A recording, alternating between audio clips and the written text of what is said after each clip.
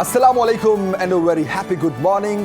Welcome to Suno Pakistan. मैं हूं आपके साथ जमील सुखेरा और मैं हूं Hina Niazi. Jamila, I am sure आप ठीक होंगे अल्हम्दुलिल्लाह, और हमारे देखने वाले भी आज ठीक होंगे। जी बिल्कुल, कल मैंने ये चीज़ नोटिस की, रात को खैर कदरे जो है ना वो मौसम बेहतर था, लेकिन सुबह उठते ही बहुत ज़्यादा खुनकी भी होती है और सर्दी भी बहुत ज़्यादा होती है, फिर उसकी वजह से ड्राइनेस भी बहुत ज़्यादा हो जाती है। तो अपना बहुत ख्याल रखें, अपने आप को प्रॉपर्ली कवर करें। और शुरू करते हैं जी आज की अच्छी बात से। अच्छा इंसान बने मगर दूसरों के सामने खुद को अच्छा साबित करने के लिए वक्त ज़ाया ना करें। अल्लाह ताला नेकी और नेक लोगों को पसंद करते हैं, इसलिए हमें चाहिए कि हम अच्छा इंसान बने, बुरे लोगों से, बुराई से जो है वो दूर रहें। अल्लाह ताला ने अहले ईमान को महज खुद नेक बनकर रहने और बुराई से बचने का हुक्म ही नहीं दिया, बल्कि साथ दूसरों को भी नेकी का हुक्म देने और बुराई से रोकने का हुक्म भी दिया है। इसलिए हमें चाहिए कि हमारे एंड से जितना हो सके हम भलाई नेकी करें।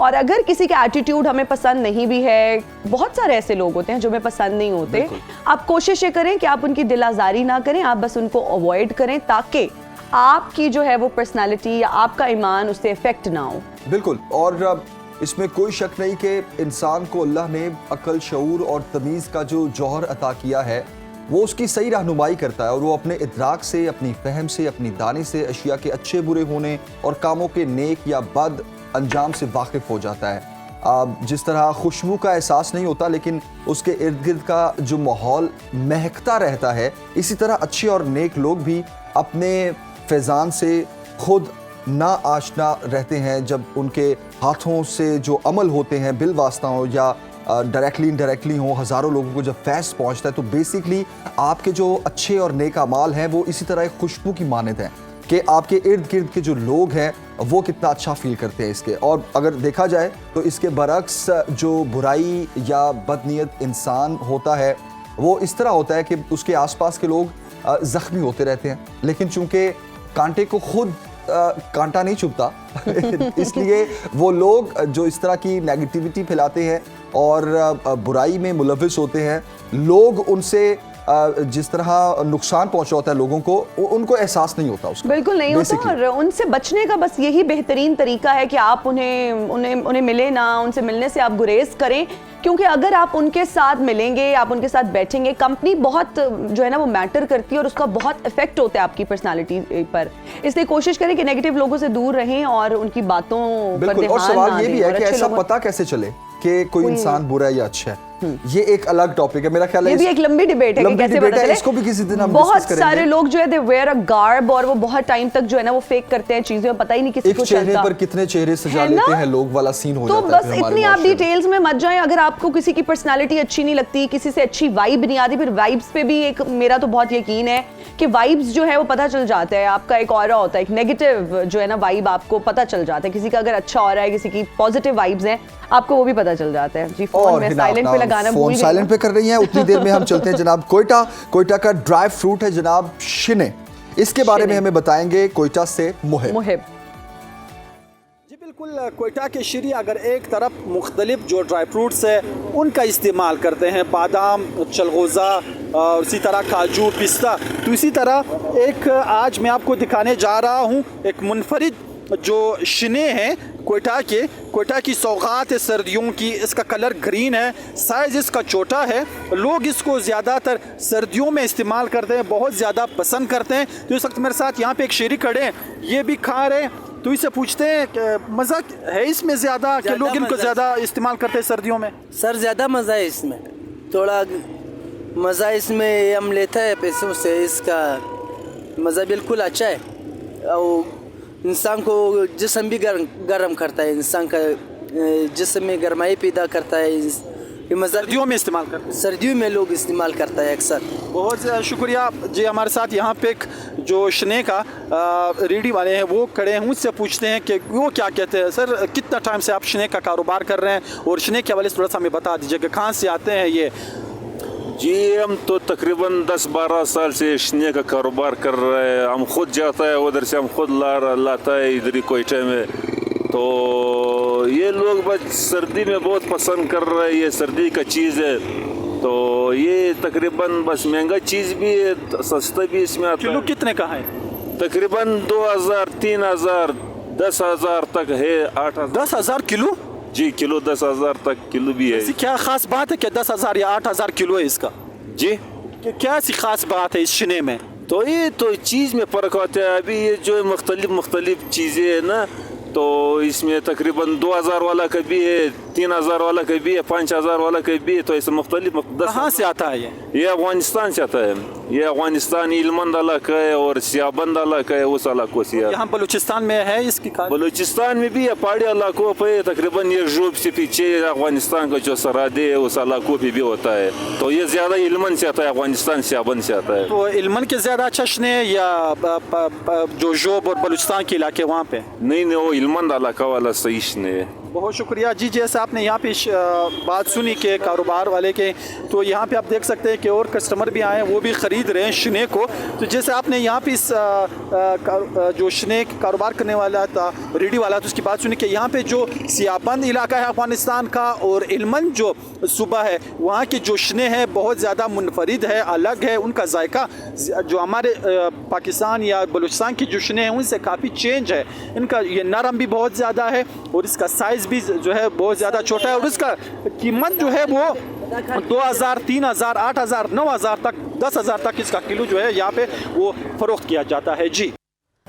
और अब प्रोग्राम में आगे बढ़ते हैं और बात करते हैं हाफिजाबाद के चाचा T20 की, जो अपने मखसूस गेटअप में पाकिस्तान के मैचेस जो है वो स्टेडियम जाकर देखते हैं और वहाँ टीम के साथ साथ तमाशाइयों का भी लहू जो है वो गरमाते हैं और दूसरे ममालिक के लोग भी अपनी टीमों को अक्सर सपोर्ट करते हमें नजर आते हैं और जहां भी उनकी टीम जाती है वो भी उन्हें सपोर्ट करने के लिए वहां पहुंच जाते हैं। अभी इंग्लैंड की टीम की अगर हम बात करें जो पाकिस्तान के दौरे पर है, और इंग्लैंड की मशहूर जो है वो बार्मी आर्मी भी पाकिस्तान के साथ, what band I don't know what is it exactly, but ये भी उसके उनके साथ आई हुई। और अगर चाचा क्रिकेट की बात करें तो ये भी पाकिस्तान की पहचान है, जो पाकिस्तान के मैचेस में तमाशाइयों के दरमियान नजर आते हैं और उन्हें ग्रीन रंग की शलवार कमीज पहनी होती है और पाकिस्तान का झंडा उठाया होता है। हाफिजाबाद से ताल्लुक रखने वाले पाकिस्तानी फ्लैग होस्टर चाचा T20 ने दुनिया की बेशुमार क्रिकेट ग्राउंड्स में पाकिस्तान के मैचेस देखे और पाकिस्तान की तर्जुमानी करते हुए रिवायती पाकिस्तानी गेटअप में बेसिकली वो शायकीने क्रिकेट का लहू गरमाते हैं। 2017 में जब पाकिस्तान और इंग्लैंड के दरमियान चैंपियंस ट्रॉफी का मैच खेला गया, तब पाकिस्तान PCB की जानिब से उनको वीज़ा नहीं मिला, जिस पर उन्होंने एहतजाज किया और एहतजाजन उन्होंने हाफिजाबाद में जलेबी की दुकान भी खोल ली। तो आपके हम सबके फेवरेट जो चाचा क्रिकेट T20 हैं उनसे हमें मिलवा रहे हैं शहबाज गुल। जी बिल्कुल, आज हमारे साथ एक ऐसी पाकिस्तानी शख्सियत मौजूद है जिनका ताल्लुक भी हाफिजाबाद से है, जो पाकिस्तानी होस्टर भी हैं, क्रिकेट की दुनिया में गैर मुल्की लेवल पर बड़े T20 मैचेस देखे, वर्ल्ड कप देखे और काफ़ी टेस्ट मैचेस भी देखे। चाचा क्रिकेट T20 की लाइफ जो है अब किस तरह गुजर रही हैं, चाचा क्रिकेट T20 जानते हैं। चाचा जी, आप चाचा क्रिकेट T20 आप किस तरह मशहूर हुआ, आप एक होस्टर भी हैं। जी, सबसे पहले तो स्नो टीवी का शुक्रिया, पाकिस्तान जिंदाबाद।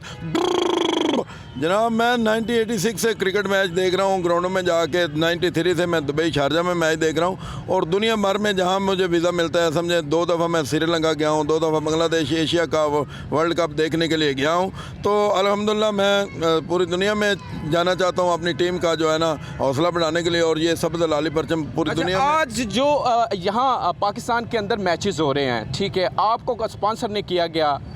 नहीं, स्पॉन्सर तो पहले भी बहुत कम हुआ है, मैंने ज़्यादा अपने खर्चे किया है, ना तो PCB ने आज तक किया है, ना गवर्नमेंट ने किया है। तो मेरा रिक्वेस्ट यही होती है कि दुनिया जहाँ बड़े बड़े मुल्कों में जब मैचेस होते हैं, जैसे ऑस्ट्रेलिया, इंग्लैंड, साउथ अफ्रीका वगैरह में होते हैं, न्यूजीलैंड में, तो मुझे वीज़ा लगवा के दिया जाए। वीज़े के पैसे भी मैं दूंगा। आज तक मैंने रिक्वेस्ट नहीं की कि मुझे। सलमान साहब, आपके बारे में एक एहतजाज रिकॉर्ड करवाया गया था आपको, जब जो एक चैम्पियन ट्रॉफी जो होने जा रही थी, एहतजाजन आपको वीज़ा नहीं मिला, उसमें आपने एहतजाज जलेबियां लगाई, वो क्या मामला? वो जब मेरा वीज़ा नहीं रिफ्यूज़ हुआ था तो मैंने एहतजाज अपना जलेबियाँ यहाँ पे लगा के मैंने कहा था मेरी टीम जीतेगी तो मैं जलेबियाँ खिलाऊंगा। और आपने देखा होगा जब चैम्पियन ट्रॉफी हुई तो मैंने दुबई में अपना 2 इतने बड़े टप जो हैं वो गुलाब जामुन के और समोसे पकौड़े वहाँ पे बांटे, तो इंडिया वालों को मैंने दिखाया, देखें हम अगर टीम के साथ नहीं आए तो यहाँ भी हम अपनी टीम को सपोर्ट करें। बिल्कुल, ये पाकिस्तानी होस्टर में साथ मौजूद थे, इनकी जवाल की कहानी भी हमने जानी। इनका कहना है कि जिस तरह गवर्नमेंट अब जो है इन्हें स्पॉन्सर नहीं कर रही, इनको जो है मुल्की लेवल पर मैचेस की तर्जमानी नहीं की। ये पाकिस्तानी वो शख्स हैं जो अपना एक अच्छा गेटअप अपनाकर पाकिस्तानी क्रिकेट शायकीन की जो है वहाँ पर तर्जमानी करते हैं और किस तरह मैदान में पाकिस्तान जिंदाबाद के नारे लगाकर शायकीन क्रिकेट का लहू भी गरमाते हैं। जी, और अब आपको लेकर चलते हैं जनाब बानो बाजार अनारकली, थोड़ी शॉपिंग कर लेते हैं। अनारकली बाजार लाहौर जो है वो पाकिस्तान के पुराने और बड़े बाजारों में से एक है और ये लाहौर का एक बहुत मशहूर बाजार है जिसकी शोहरत पूरे मुल्क में है। पाकिस्तान की सकाफती और तारीखी इक़्तिदार को जाहिर करता है ये बाजार जनाब, और दुनिया भर से आने वाले सयाहों की तवज्जो का मरकज भी होती है ये मार्केट। बिल्कुल जी, अनारकली बाजार लाहौर के अंदर जो बानो बाजार है वो खवातीन की शॉपिंग के लिए बहुत मशहूर है और ये मार्केट उन खवातीन के लिए जन्नत है जिनको शॉपिंग का बहुत शौक है और वो शॉपिंग खरीदारी से बहुत मोहब्बत करती है। और मुझे लगता है कि यहाँ की प्राइसेस भी जो हैं वो कदरे बेहतर हैं, कंपैरेटिवली कम है, वैरायटीज ज्यादा होती है और हर तबके के लोग जो है वो बानो बाजार में आते हैं। खुसूसन खवातीन यहाँ का रुख करती है क्योंकि बच्चों की भी बहुत सारी चीजें यहाँ से मिल जाती हैं, खवातीन की भी बहुत सारी चीजें यहाँ मिल जाती हैं। तो हमें बता रही हैं तफसीलन बानो बाजार के बारे में अमन परवेज। जी, इस वक्त मैं मौजूद हूँ लाहौर के बहुत ही मशहूर और कदीम अनारकली बाज़ार में जो ख़वातीन की शॉपिंग के लिए बहुत ही मशहूर माना जाता है। माल रोड पर वाक़या अनारकली बाज़ार जनूबी एशिया का सबसे कदीम बाज़ार है जो कि तकरीबन 200 साल पुराना बाज़ार माना जाता है और ये तकरीबन मुगलिया सल्तनत के बहुत ही एक मशहूर किरदार का नाम था अनारकली, जिसके ऊपर ये बाज़ार का नाम रखा गया। वैसे तो अनारकली बाज़ार बहुत ही वसी है, बड़ा है, इनमें बहुत ही शॉप्स हैं और ब्राइडल वियर से लेकर शादी की शॉपिंग करनी हो या कैजुअल वियर शॉपिंग करनी हो, शूज़ या मर्दों ख़वातीन की सारी वैरायटी यहाँ पर मौजूद है। पर इस वक्त जहाँ मैं खड़ी हूँ, मैं बानो बाज़ार के बिल्कुल सामने खड़ी हूँ। ये बाज़ार अनारकली बाज़ार का सबसे पुराना बाज़ार है जहाँ पर सिर्फ ख़वातीन की ही शॉपिंग की जाती है। तो आइए बानो बाज़ार में चलते हैं और लोगों से जानते हैं कि वो क्या क्या शॉपिंग करने आए हैं और यहाँ पर क्या क्या वैरायटी मौजूद है।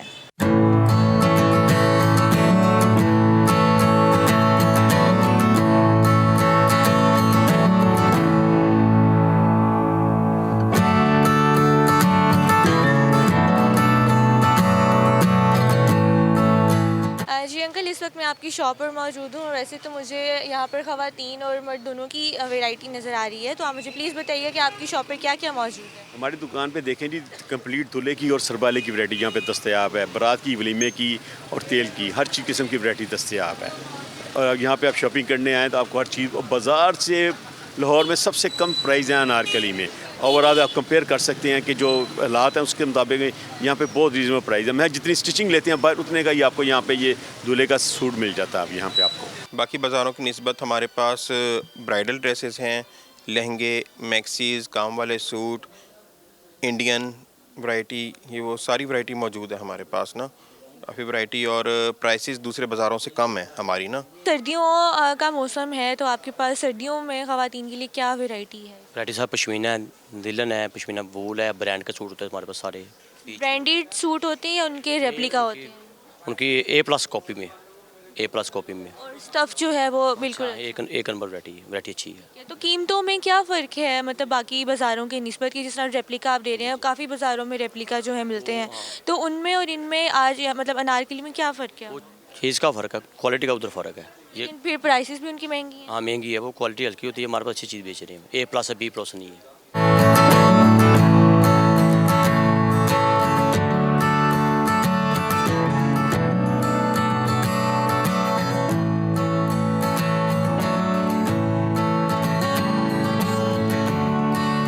इस वक्त मैं खड़ी हूँ एक बांसुरी बेचने वाले के साथ जिसको बहुत ही अच्छी बांसुरी बजानी आती है। और जब मैं तकरीबन बचपन से अनारकली बाज़ार आती हूँ तो मेरा हमेशा से शौक़ रहा है कि मैं ना अब ये लेकर जाऊँ, इनसे बांसुरी ख़रीदूँ। और घर जाकर मैं बहुत ही कोशिश किया करती थी कि मुझे बजानी ही आए इनके जैसी। तो मुझे कुछ बजा कर दिखाओ इस पर कि क्या क्या क्या बजाते हो।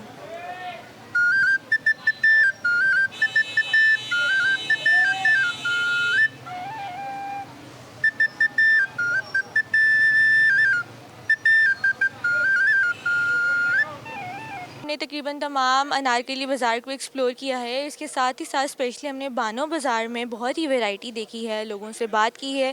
सबसे पहले हम ब्राइडल वियर और शादी की जो शॉपिंग है उसका हमने सारा देखा है, लेकिन इसके साथ ही साथ हमने बानो बाज़ार में आकर लोगों से बात की। तकरीबन तमाम दुकानदारों का ये कहना था कि बाकी बाज़ारों की निस्बत अनारकली बाज़ार की कीमतों में काफ़ी फ़र्क है और कीमतों में कमी है।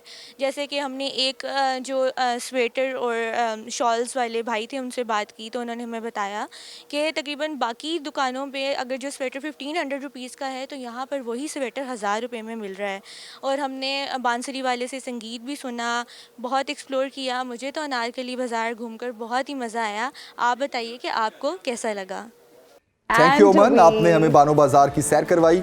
और इसी तरह का एक और बाजार भी है, रंग महल बाजार। वहाँ भी ब्राइडल इस तरह के जो सूट्स हैं वो बड़ी तादाद में तैयार किए जाते हैं। अच्छा, जब मैं यहाँ पर जमील वैरायटी देख रही थी, कलर्स देख रही थी, तो मेरा बहुत दिल कर रहा था कि मैं फौरन यहाँ पे बानो बाजार जाऊँ और जाके अच्छे अच्छे लहंगे लेकर आऊं और जितने कलरफुल और खूबसूरत खुस्से थे, आपने देखा कि तमाम डिजाइनर्स के सूट वहां पर थे, पड़े थे। मैं जमील को यही बात कह रही थी कि ये जो डिजाइनर सूट सस्ते हैं, वो सस्ते हैं। और अमन ने भी ये बात बताई कि बानो बाजार जो है वो बाकी बाजार जितने भी हैं लाहौर में उनकी निस्बत ये बड़ा रीजनेबल है और बहुत पॉकेट फ्रेंडली चीजें यहाँ पर मिल जाती हैं। और जो वैरायटी थी मुझे तो वो उसने बहुत इम्प्रेस किया। और जो ब्राइडल ड्रेसेस वहाँ पे तमाम डिजाइनर्स के वहाँ पे ब्राइडल ड्रेसेस मिलेंगे, इंतहाई मुनासिब कीमत पे मिलेंगे, सिर्फ टैग नहीं होगा उस बस आप एक काम करें, जितनी भी लड़कियां लड़के जिनकी शादी करीब है और वो थोड़ा देख रहे हैं कि जी बजट में हो जाए सारी चीजें मैनेज, तो बानो बाजार का आज ही रुख करें, शॉपिंग करें और दिल खोल कर शॉपिंग करें क्योंकि बहुत वैरायटी है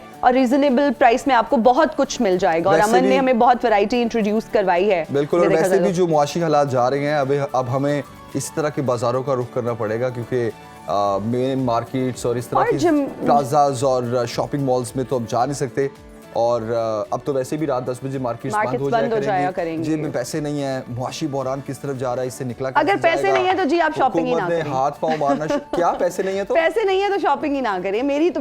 मेरा मशवरा ये है, पैसे नहीं है तो शॉपिंग ना करें। ये हिना की बात बिल्कुल सही है, शॉपिंग बहुत अच्छी बात है, लेकिन पैसे होने भी तो चाहिए ना जेब में। तो मुआशी बहरान से कैसे निकला जाए, हुकूमत ने हाथ पांव मारना शुरू कर दिए जनाब। इस पर हम बात करेंगे एक ब्रेक के बाद। हमारे साथ रहिए, देखते रहिए सुनो पाकिस्तान, सुबह की हर बात। एक बार फिर खुश आमदीद, आप देख रहे हैं सुनो पाकिस्तान। कुछ बात करेंगे आप मुआशी बहरान की जनाब। मुआशी बहरान से कैसे निकला जाए, हुकूमत ने हाथ पांव मारना शुरू कर दिए हैं और वज़ीर-ए-आज़म शहबाज शरीफ साहब ने मुआशी टीम का हंगामी इजलास भी आज तलब कर लिया है। IMF प्रोग्राम की वापसी तक डिफॉल्ट का खतरा रहेगा। साबिक वफाकी वज़ीर ख़जाना मिफ्ता इस्माइल ने बड़ा इंकशाफ कर दिया और वज़ीर-ए-आज़म शहबाज शरीफ ने कहा कि पाकिस्तान को श्रीलंका बनाने की ख्वाहिश रखने वालों को हमेशा की तरह मायूसी होगी। कल बहुत अहम ये इजलास हुआ था जिसके बाद बहुत से सवाल जन्म ले रहे हैं। मिफ्ता इस्माइल साहब का कहना है कि हम डिफ़ॉल्ट की तरफ जा रहे हैं, लेकिन डार साहब का ये कहना है कि हम कुछ ना कुछ कर लेंगे, आपको वरी होने की ज़रूरत नहीं है। इसी सारे मामले पर बात करते हैं आसिफ बेग साहब इकोनॉमिस्ट हमारे साथ हैं। आसिफ बेग साहब, thank you very much for joining us and good morning sir. कहिएगा, इसहाक डार साहब बहुत मुतमईन हैं और वो सबको तसल्लियां भी दे रहे हैं। जितनी भी कैबिनेट मीटिंग्स भी होती हैं उन मीटिंग्स में भी उनका यही कहना है कि मुआशी हालात बहुत जल्द बेहतर हो जाएंगे। सर, कैसे होंगे ये मुआशी हालात बेहतर, पैसा कहाँ से आएगा? बिस्मिल्लाहिर्रहमानिर्रहीम। आपने सही कहा कि इस वक्त हमारे मुल्क की इकोनॉमिक कंडीशन जो है बहुत बुरी है और हमारा मुल्क के अंदर जो डॉलर्स के जो करेंसी रिजर्व्स हैं वो बहुत तेज़ी से गिर रहे हैं। हमारे पास तकरीबन शायद 1 महीने से कम कभी इंपोर्ट बिल उम्मीद कर सकेंगे। तो सिचुएशन बड़ी गंभीर है। फाइनेंस मिनिस्टर को तो नेचुरली पैनिकी अपरेंटली तो नहीं होना चाहिए क्योंकि उनके पैनिक होने से तो पूरा ये जो डिफॉल्ट रिस्क है ये बहुत तेज़ी से और बढ़ेगा। तो मेरा ज़ाती ख्याल है कि सिर्फ कहने से ये बात जो है ना वो मुकम्मल नहीं होती। उनको कुछ ना कुछ उनके ब्रॉडर टर्म्स में कुछ अपने प्लान्स को भी वाजे करना चाहिए। जिस तरह हमारे फ्रेंडली कंट्री से डिपॉजिट मिलने की उम्मीद है, ये उस पर रिलाई करके बैठे हुए हैं, लेकिन अनफॉर्चुनेटली जो रियल डायनामिक्स हैं वो इस तरह की हैं कि एनर्जी प्राइसेस अभी तक वो उनमें थोड़ी सी स्लाइड आई है लेकिन अभी तक हाई है और हमारा जो एनर्जी का इंपोर्ट बिल है वो जो इनलास्टिक है वो उसका बहुत बड़ी हमें अमाउंट पे करनी पड़ती है फॉरेन एक्सचेंज टर्म्स में। कुछ हमारी ईटेबल्स हैं जो वो भी हमें इंपोर्ट करनी पड़ती हैं, और ख़ासतौर पे जो हमारा पाम ऑयल है ये हम जो है ये भी इंपोर्ट करते हैं, तो ये डॉलर टर्म्स में सारे डिनोमिनेटेड है। अनफॉर्चुनेटली हमारी एक्सपोर्ट्स हैं वो नहीं बढ़ रही। एक्सपोर्ट्स जो है ये इन्फ्लेशन और बिजली, महंगी बिजली होने की वजह से अनकम्पेटिटिव भी है, और इंपोर्ट बिल बहुत हाई है। एक्सपोर्ट्स हमारी बहुत मामूली सी बढ़ रही हैं, और अनफॉर्चुनेटली पिछले कुछ 2-3 महीनों से हमारे जो इनवर्ड रेमिटेंसेस हैं उनमें भी 8-9% का ड्रॉप हुआ है। और उससे ये हुआ है कि हमारा जो फॉरेन एक्सचेंज जो है उसके ऊपर हमारे रिजर्व्स के अंदर बहुत ज़्यादा दबाव है।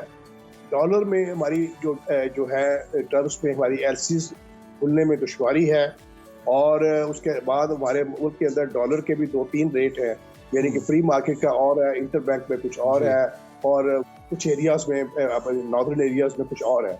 तो इस सारी सिचुएशन के अंदर खास तौर पे हमारे जो इंटर बैंक और जो फ्री मार्केट का रेट है उसमें 10-11 रुपये का फ़र्क है एटलीस्ट। तो वो फ़र्क जो है ये बिल्कुल यानी कि आपकी पैनिक की सिचुएशन को डिस्क्राइब कर रहा है। तो नेचुरली सिचुएशन बड़ी जो रिस्की है, और इसमें हमें बड़ी एमरजेंट मेजर्स लेनी पड़ेंगी, जिसकी आपने निशानदेही की। प्राइम मिनिस्टर साहब अपनी माशी टीम से मिल भी रहे हैं, उन्होंने अपने कैबिनेट मेंबर्स को अपने टारगेट्स अचीव करने के लिए उन्होंने कुछ डायरेक्शंस भी दी हैं, लेकिन इससे एक कोई बिजली का स्विच तो नहीं है कि ऑन ऑफ एकदम हो जाएगा। इसमें आपको पे रियलिटीज पे इतनी बड़ी आबादी है, इतनी बड़ी डिमांड है, और डिमांड एक्सपेंशन है, महंगाई के इश्यूज हैं, हाई इंटरेस्ट रेट है, और ये सारे इश्यूज हैं। इस सारे सिनारियों में सिचुएशन सीरियस है, लेकिन हमारा मुल्क जो है उसकी एक अपनी लोकेशन है, तो जोग्राफिक एक अपनी लोकेशन है, इकोनॉमी का साइज बड़ा है, इतना बड़ा मार्केट साइज है, तो इसमें नेचुरली इंटरनेशनल कम्युनिटी की हमें हेल्प बहुत तेजी से अर्जेंटली रिक्वायर्ड होगी, ताकि हमारे इशारिये जो है वो स्टेबलाइज हों और मुल्क जो है वो डिफॉल्ट रिस्क से बाहर निकले। जी आसिफ साहब, मिफ्ता इस्माइल साहब कुछ कह रहे हैं, फिर इसहाक डार साहब कुछ कह रहे हैं। हमें ये बताइए कि ये ब्लेम गेम का सिलसिला कब रुकेगा और किसकी बात पर एक्चुअली यकीन किया जाए, और खुदा न खास्ता अगर पाकिस्तान डिफॉल्ट कर गया तो उस सूरत में क्या होगा? देखें जी, खुदा न खास्ता जो पाकिस्तान हजार दफा खुदा न खास्ता कह रहा हूँ डिफॉल्ट कर जाए तो उसमें तो बहुत मुशाकिल हो जाएगी ना। आपकी एलसीज नहीं खुल सकेंगी, आपकी जो है एनर्जी है मोर देन 80% आपके रिक्वायरमेंट्स जो हैं एनर्जी के वो आप इंपोर्ट करते हैं। तो अगर आपका जो क्रूड ऑयल इंपोर्ट नहीं होगा, आपकी जो बहुत सारी रिलायंस है एग्रीकल्चरल प्रोडक्ट्स जो है, जिसमें चीनी है, गंदम है, हम अपने बफर स्टॉक्स वहाँ से मंगवाते हैं, उनका भी एक सुपर साइकिल है। तो ये इंपोर्ट शाकिल होंगी, और नेचुरली हमारे जो फॉरेन इन्वेस्टर्स हैं वो यही देख रहे हैं ना कि हमारा IMF का प्रोग्राम जो है थ्रू हो, IMF के एंडोर्समेंट हो, तो फिर उनकी पाकिस्तान की तरफ अपने इन्वेस्टमेंट सोचने का वो अपनी स्ट्रेटजी को रिव्यू कर सकते हैं।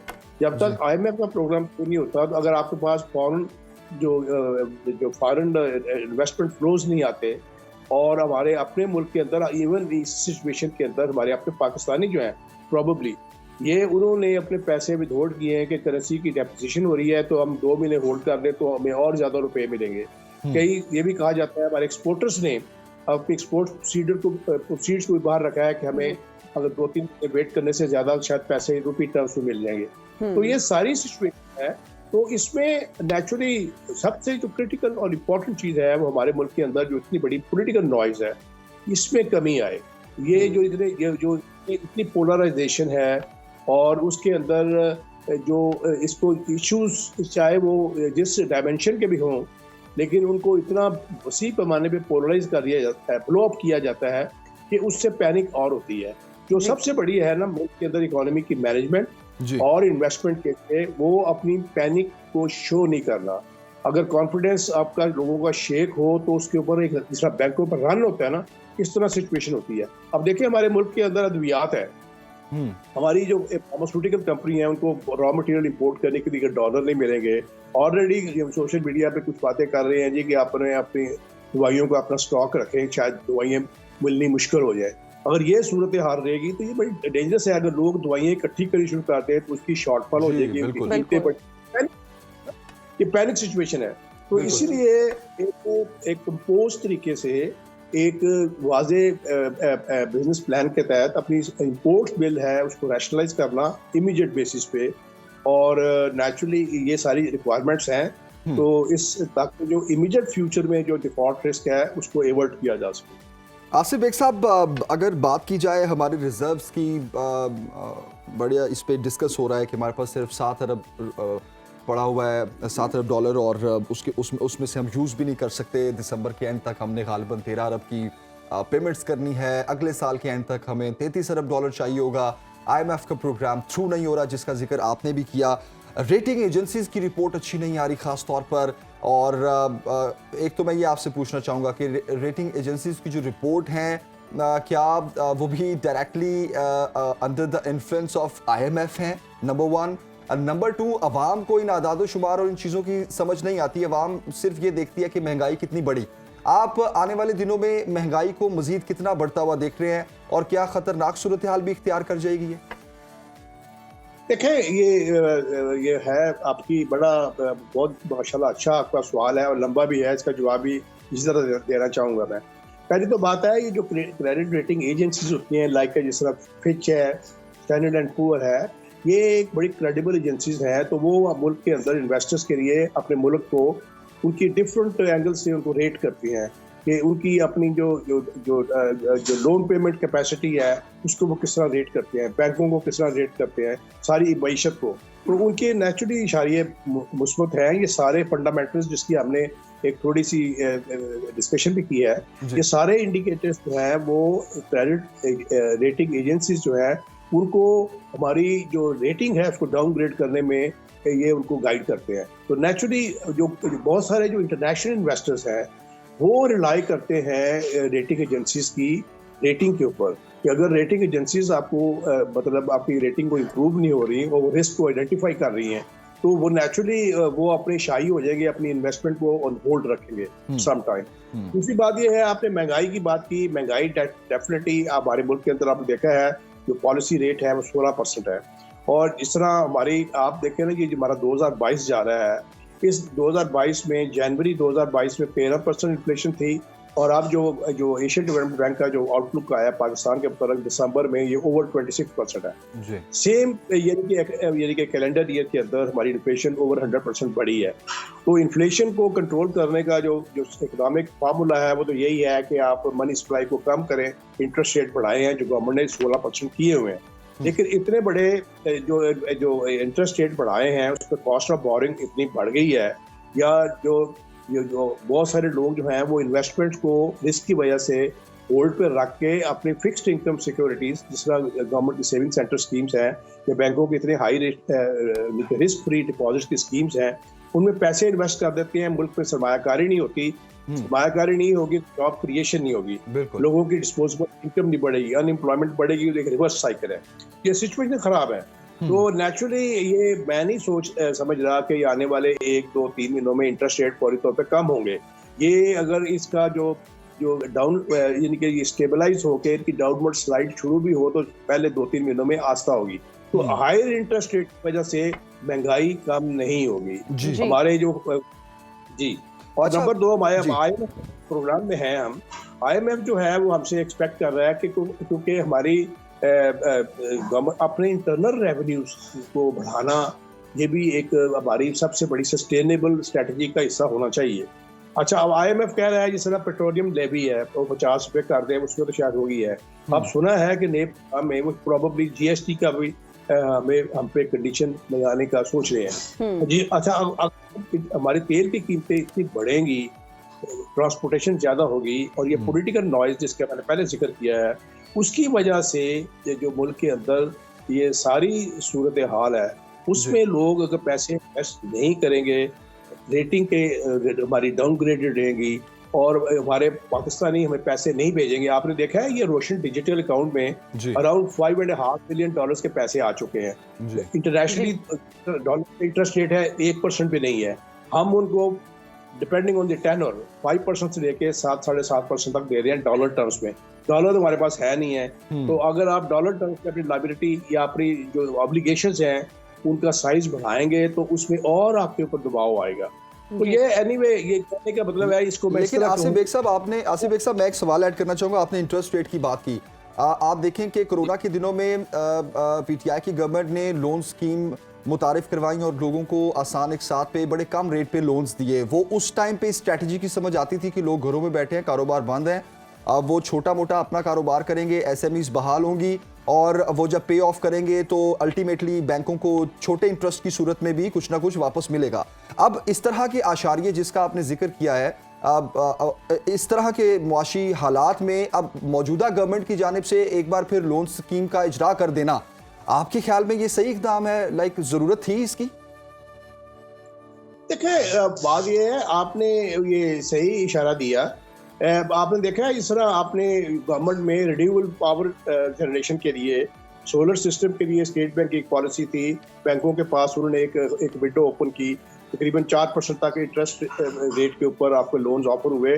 स्ट्रेटजी ये थी कि क्लाइमेट चेंज वाले उसको प्रिएम्प्ट करना है, रिन्यूएबल पावर एनर्जी हो। फिर गवर्नमेंट ने टर्फ स्कीम जो है अनाउंस की, उसके ऊपर भी 3-3.5% के ऊपर उन्होंने लोन्स एक्सटेंड किए। लेकिन अब ये मसला ये है कि अब हमारे पास तो देखना ये है कि हमारे पास पाई का साइज बहुत छोटा है और हमारे पास वसाइल इतने गंभीर हैं, अवेलेबल रिसोर्सेज बहुत कम हैं और नेचुरली अगर मनी प्रिंटिंग करेंगे बिल्कुल उससे तो आपकी इन्फ्लेशन और बढ़ेगी। आप देखें हमारे मुल्क ऑलरेडी जो डेट सर्विसिंग कॉस्ट है जो किसी ज़माने में 1700-1750 अरब होती थी, वो अब ओवर 4000 बिलियन रुपीस हो गई है। तो एक very sizeable chunk of our total revenues जो हमारे फिस्कल ईयर में होते हैं उसका जो डेट सर्विसिंग में जा रहा है। तो ये अब मैं इसको इस तरह एक्सप्लेन करूं, जैसे सर्दी है ना आजकल, तो अगर आपका कंबल छोटा हो, पाँव डांपेंगे तो सर नंगा, सर डांपेंगे तो पाँव नंगे सिचुएशन। जी बिल्कुल। आसिफ साहब, हुकूमत क्या इकदामात कर रही है या क्या उनको इकदामात फौरी तौर पर करने चाहिए मईशत को बेहतर करने के लिए? देखिए उसमें मईशत को बेहतर करने के लिए एक तो ये है ना कि गवर्नमेंट जो है इसमें असूली तौर पे तो गवर्नमेंट को एक अपने हमारे मुल्क के अंदर हमारे जो है ना स्टेट एसेट्स हैं जिसमें फिस्कल ब्लीडिंग हो रही है, जो नेशनल जो जिसमें जो पाकिस्तान स्टील मिल है, PIA है, इस तरह की बड़ी बड़ी एंटिटीज़ हैं जिनमें तकरीबन 1400-1500 अरब रुपए के साल के लॉसेज हैं जो टैक्स पेयर्स दे रहे हैं। तो आपको एक आई थिंक इस सिचुएशन के अंदर ये भी एक बड़ा मुश्किल सिचुएशन है कि किस तरह प्राइवेटाइज करेंगे। एक उसको प्राइवेटाइजेशन प्लान पाकिस्तान का बिल्कुल स्टॉल्ड है पिछले 3-4 सालों से। तो एक प्राइवेटाइजेशन की तरफ जाएं ताकि हमारे मजीद लॉसेस जो है वो ना बढ़े। और नंबर 2 जो है हमारे मुल्क के अंदर जो है ना गवर्नेंस, अनफॉर्चुनेटली पॉलिटिकल नॉइज की वजह से government both provincial and federal government उनकी प्रायोरिटीज है अपने पॉलिटिकल ऑब्जेक्टिव्स को आगे बढ़ाया जाए। तो उसमें गवर्नेंस के लेवल बहुत बुरे हैं, यानी कि आपकी कुछ आपको सैलाब के बाद कुछ हमारी लोकल छोटी वेजिटेबल की क्रॉप्स आई हैं लेकिन उनकी मुख्तलिफ जगहों पे मुख्तलिफ प्राइसेस के अंदर बहुत सारा डिफरेंशियल है। तो ये गवर्नेंस है, यानी कि उसको और मुल्क के अंदर कार्टेलाइजेशन एक कॉन्सेप्ट बन गया, होल्डिंग करें, जखीरा करें, हालांकि कंपटीशन लॉ भी है और इसके अगेंस्ट लॉ भी है कार्टेलाइजेशन के खिलाफ या होल्डिंग के खिलाफ, उसकी इन्फोर्समेंट वो नहीं है। उससे जो महंगाई जो है जिसको गवर्नमेंट कंट्रोल थ्रू अच्छी गवर्नेंस की कर सकती है, उसमें भी हमारी तरफ कोई अच्छा परफॉर्मेंस नहीं। बिल्कुल सही, बिल्कुल सही। आसिफ बेग साहब बहुत शुक्रिया हमें ज्वाइन करने के लिए, बहुत शुक्रिया आपके वक्त के लिए। आपने बिल्कुल दुरुस्त फरमाया कि अभी जो मुआशी हालात हैं ऐसे में गवर्नमेंट को एक तो गवर्नेंस बेहतर करनी होगी, दूसरे अगर कुछ टफ डिसीजंस लेने पड़ेंगे तो वो भी लेने पड़ेंगे। आपने बिल्कुल सही तरफ इशारा किया कि आने वाले दिनों में शायद लेवी बढ़ाने की भी बातें हो रही हैं, पेट्रोल लेवी की भी, GST बढ़ाने की भी बातें हो रही हैं। इसमें मैं एक चीज़ ऐड कर देता हूँ कि इदारों को भी टास्क मिल चुका है कि आप ज़्यादा से ज़्यादा चालान करें और ज़्यादा से ज़्यादा पैसे इकट्ठे करें, क्योंकि साल एंड है, हमारे पास पैसा नहीं है। तो आप देखें कि इस वक्त गवर्नमेंट जो है, आई डोंट नो उनके पास आगे का प्लान क्या है, हमें बड़ी अमाउंट कहाँ से आएगी। अभी के खर्चे चलाने के लिए तो उन्होंने ये इकदाम और रात को पेट्रोल की कीमतों में कमी आती है नहीं आती है अभी तो ये भी नहीं पता। देखिए सिंध में के इलेक्ट्रिक की जो बिजली की कीमतें हैं वो तो कल ₹2.5 कम कर दी गई है। अच्छा, मैं इसको इस वक्त जो है ना वो एक पॉलिटिकल सिनेरियो में देख रहा हूँ, क्योंकि धड़ाधड़ एड्स की भरमार है, गवर्नमेंट्स के एड्स की, हुकूमत पंजाब, हुकूमत सिंध, तो ये जो एड्स की भरमार है ना बेसिकली वो उसमें ये जो है ना point scoring, this is called point scoring basically, कि आप मैनिपुलेट आवाम को किस तरह करते हैं कि किया कुछ नहीं लेकिन आप उसको मार्केट किस तरह से कर रहे हैं, बेच किस तरह से आप मेरा ख्याल है हम ज्यादा ना ही बोले तो अच्छी बात है। एक ब्रेक लेते हैं जनाब, ब्रेक के बाद वापस आएंगे, पूरी दुनिया से कुछ दिलचस्प और अजीबोगरीब खबरें शामिल करेंगे आपके साथ शेयर करेंगे। देखते रहिए सुनो पाकिस्तान, सुबह की हर बात। और अब हम शेयर करेंगे कुछ इंटरेस्टिंग खबरें from all over the world. और पहली खबर जो है वो एक बिल्ली की है। 1 मीटर लंबी बिल्ली, उम्र जिसकी सिर्फ 12 माह है, और मर्फी उस बिल्ली का नाम है। उसकी जिसामत 1 मीटर के लगभग है और वजन तकरीबन 11 किलोग्राम से कुछ जाहिद है, और यही वजह है कि ये बड़े कुत्तों से भी बड़ी जिसामत रखती है। और एक छोटे से शहर में ये बिल्ली जो है वो किसी के घर में आई, बल्कि उन्होंने इसको पालतू बिल्ली बना लिया, और अब ये उस घर के जितने भी लोग हैं उनके हर की आंख का तारा बन चुकी है, जिसे कई लोग देखकर शेर या बिल्ली यानी जंगली बिल्ली भी करार देते हैं। यहाँ तक बिल्ली है जनाब, ये देखें एग्जैक्टली बिल्ली कुत्ते से भी बड़ी बिल्ली, कुत्ते से भी बड़ी बिल्ली है। और ये जो खानदान है, बहुत सारे लोग इनके पास आते हैं इस बिल्ली को देखने, और ये बिल्ली सोशल मीडिया पर तेजी से मकबूल हो रही है और लोग इसे देखकर हैरान और परेशान हो रहे हैं। लेकिन ये बिल्ली जो है वो फितरतन बहुत भूखी है, क्योंकि ये पेटू है, और कहा यह जा रहा है कि ये बिल्ली हर माह $70 के खुश्क मेवे खा जाती है, जबकि इसका जो मामूली खाना है, मतलब आम से कोई इसको चीज़ भी दे दो वो भी बहुत एक्सपेंसिव है। और डेली बेसिस पर माशाल्लाह से काफ़ी ज़्यादा खाना खाती है ये बिल्ली। और घर वालों ने गुज़िश्ता बरस नवंबर में इसे गोद लिया था, अडॉप्ट किया था, और अब इसकी लंबाई जो है वो 104 सेंटीमीटर तक पहुँच चुकी है। लेकिन ये मर्फी बहुत ही शरारती है और शदीद ख़तरनाक काम करती रहती है। या आईफोन की जो केबल्स हैं अभी तक बहुत सारी चबा चुकी है। क्रिसमस के जो ट्रीज हैं उन पर जो लाइट्स हम लोग लगाते हैं और उनको डेकोरेट करते हैं, और उस पर भी जो है ना ये हमला कर चुकी है, दांतों से उन तारों को भी चबा चुकी है। यही वजह है कि उस पर मुसलसल जो है वो नजर भी रखी जाती है, सर्वेलेंस में होती है कि कोई उल्टा सीधा काम ही ना कर दे। और जो है इस दफा जो इस खानदान ने क्रिसमस ट्री जो डेकोरेट किया उसके ऊपर लाइट्स ही नहीं लगाई। उनका कहना था कि हमें क्या पता कि मर्फी जो है इसको चबा कर खा ले। बिल्कुल, और मैं तो आपने जितनी भी इसकी बातें बताई हैं बिल्ली की, मैं तो ये सोच रहा हूँ कि अगर ये बिल्ली थैले से बाहर आ गई तो क्या बनेगा, क्योंकि आपने सुना होगा बिल्ली थैले से बाहर आ गई और रखवाली बिल्ले के सुपुर्द कर दी। तो ये जो बिल्ली है जो 1 मीटर की है, अगर ये थैले से बाहर आ गई तो सोचे क्या बनेगा। ऐसे बिल्ली पेटू है, मुझे ये फनी बात लगी है कि बिल्ली बहुत खाती है, कह रहे हैं घर वालों से भी ज्यादा खाती है, और दिन में इतना खाती है कि बस ना पूछे, हर वक्त कुछ ना कुछ खाती रहती है। आगे बढ़ते हैं जनाब, और आपको बताएं कि अब आप $2 लाख दें और खला की सैर को जाएं। एक खलाई सयाहती कंपनी ने अपने गुब्बारे की आजमाइशी कामयाबी के साथ उन्होंने ये मुकम्मल की है। आजमाइश में इस गुब्बारे को 37 किलोमीटर बुलंदी पर मौजूद बुलंद तरीन मकाम पर तैराया गया खला में, और उसके बाद मैड्रिड की मकामी कंपनी है जिसने बगैर अमले का एक मिशन खला में भेजा था, जिसने ये मुतय्यन की थी ये जगह लैंडिंग से कबल 4 घंटे तक 10 मिनट तक खला के किनारे पर परवाज की इस गुब्बारे ने। और ये कंपनी 2029 से सिफर कार्बन अखराज करने वाली कमर्शियल परवाज़ों की मनसूबाबंदी भी कर रही है, जो एक गुब्बारे से जुड़े गोल कैप्सूल में भेजी जाएंगी। और परवाज़ों की शुरू होने के बाद से हर साल 400 परवाज़ें उड़ेंगी, जिसमें 3000 मुसाफिर सफ़र कर सकेंगे। लेकिन खला के किनारे ज़मीन के 360 डिग्री जाविये के दिलकश नज़ारे के लिए आपको $2 लाख की खती रकम अदा करनी पड़ेगी, और इट्स टू मच। पहली आज़माइशी परवाज़ जो है वो गुज़श्ता हफ्ते भारतीय शहर हैदराबाद में कायम जो इंस्टीट्यूट ऑफ फंडामेंटल रिसर्च के हेडक्वार्टर से उड़ी। पहली परवाज़ का मकसद हिफाजती निज़ाम के साथ साथ समत शनाजी कंट्रोल सिस्टम को आजमाना था, जो फ्लाइट प्रोग्राम के 2 अहम हिस्से हैं।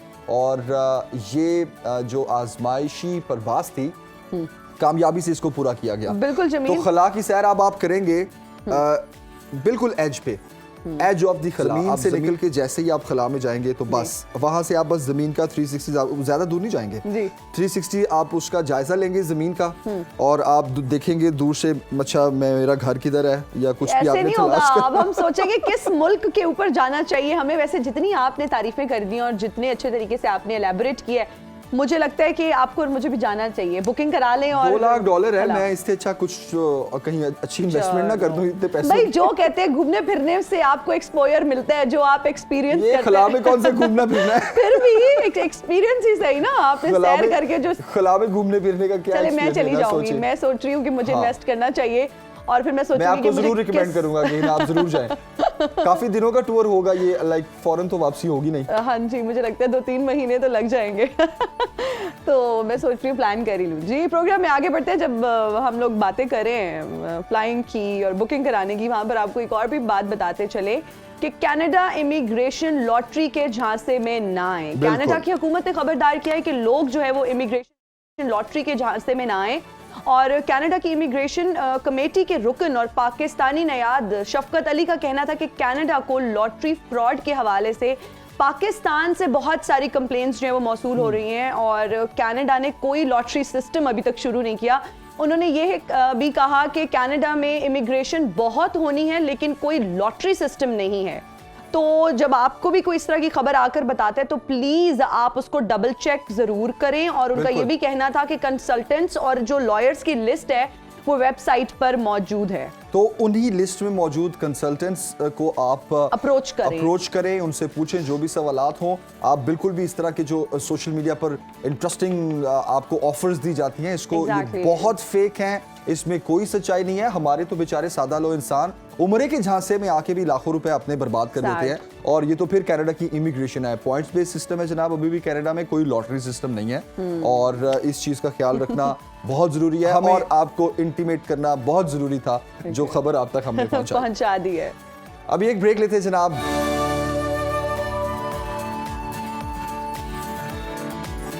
And we are right back after the break. You're watching सुनो पाकिस्तान और अब बात करेंगे चाय की, कहवे की, जो कि पाकिस्तानियों का बहुत ही पसंदीदा मशरूब है और इस पर बहुत डिबेट होती है। बहुत सारे लोग कहते हैं कि जी खाने के बाद चाय पीना बहुत ज़रूरी है। फिर बहुत सारे लोग कहते हैं कि जी खाने से पहले अगर ब्लैक कॉफ़ी, ब्लैक टी ले ली जाए तो बहुत कारआमद है। लेकिन एक रिसर्च के बाद ये बात सामने आई है कि जो इसके फ़वाइद हैं वो बेतहाशा हैं। लेकिन अगैन आप अपनी बॉडी टाइप को देखें, आप क्वांटिटी को देखें कि आप किस क्वांटिटी में कौन सी टी कंज्यूम कर रहे हैं। कॉफ़ी जब सर्दियाँ आती हैं तो बहुत सारे लोग जो है उसका इस्तेमाल शुरू कर देते हैं और कहा यह जाता है कि बहुत आपको एक्टिव रखती है, एनर्जी प्रोवाइड करती है।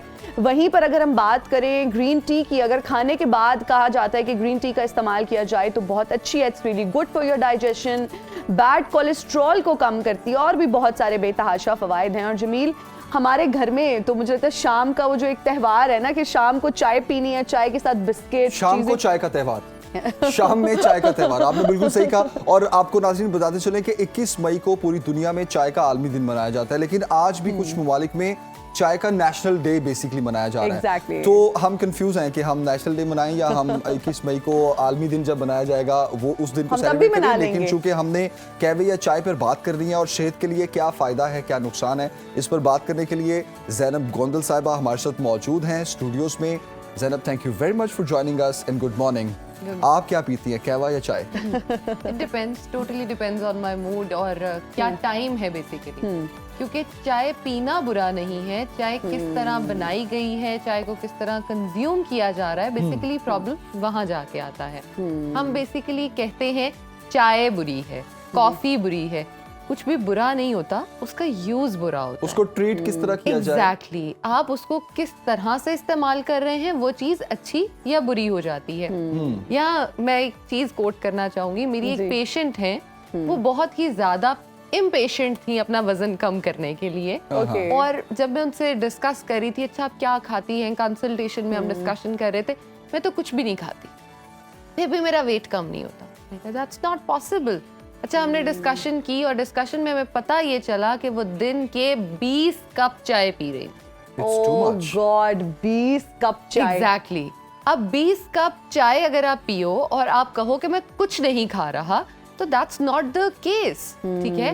और उसमें भी दूध वाली चाय भी है, दूसरी चाय भी है। अब दूध वाली चाय के अगर आप 21 कप गिने तो कम से कम ये अराउंड आपके 10 कप दिन का दूध बन जाता है, ठीक है। अब एक नॉर्मल इंसान ने 2 कप मैक्सिमम पूरे दिन में दूध जो है उसको अलाउड है, उसने वो पीना है। जब आप 10 कप पियोगे तो हाउ कैन यू से कि आपका वजन कम होगा?